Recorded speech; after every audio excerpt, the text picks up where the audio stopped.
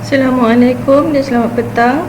Hari ini saya akan tunjukkan bagaimana pengiraan untuk penyelesaian analisis data bagi soalan ini. Tan. Untuk dapatkan nilai kedua-dua nilai ini, kita perlu lukis kertas graf. Kita perlu lukis graf atau graf pada kertas graf. Okay, here, and then next we are going to find the value of angle. How to measure the angle? Okay, this is our line draw. And next we put at the center of protector and we measure from here to here.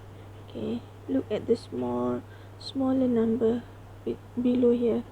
So this is 0, 10, 20, 30, 40, and this is 45. So here we get 44.